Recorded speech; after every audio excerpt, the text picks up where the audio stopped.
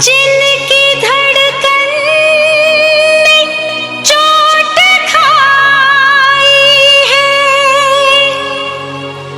लोग कहते हैं यहाँ इश्क जिसे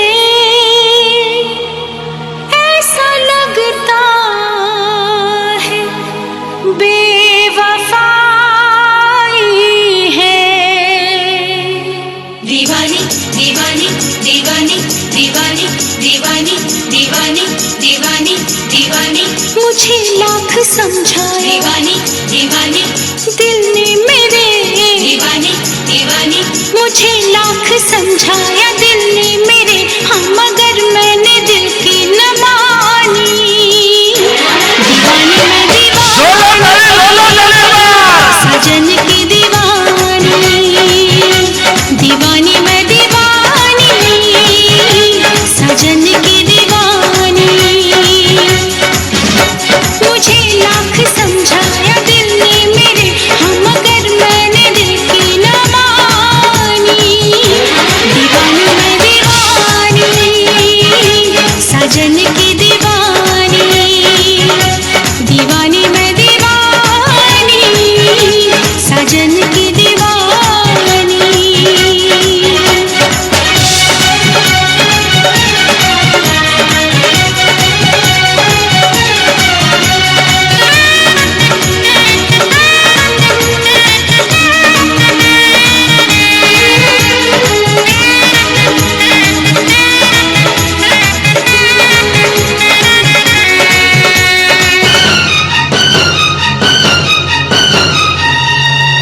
मैं दीवाना हूँ इन अदाओं का, मैंने तो प्यार किया है तुमसे, जिंदगी भर तुम्हें ही चाहूँगा।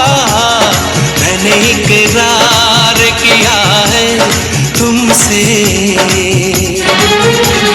मैं भी साजन तुम्हारी चाहत में सारी दुनिया को भूल जाऊंगी, साथ सह लूंगी सारे दर्दों हम दिल के रिश्ते को मैं। दीवानी दीवानी दीवानी दीवानी भुलाऊंगी कैसे भला मेरे साजन मोहब्बत भरी ये निशानी। दीवानी मैं दीवानी सजन की दीवानी, दीवानी मैं दीवानी सजन की दीवानी।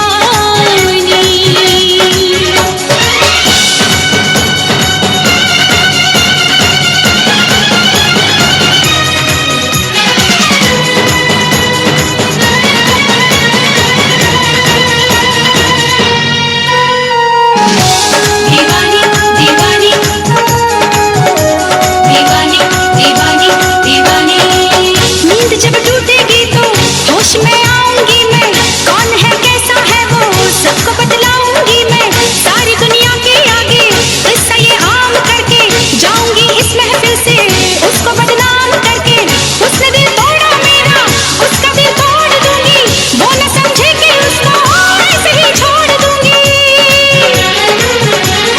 मैंने उस बेवफा को पूजा है, मैंने तो प्यार सिर्फ प्यार किया, तो जहां को भुला के मैंने तो अपने दिल पे जानिसार किया।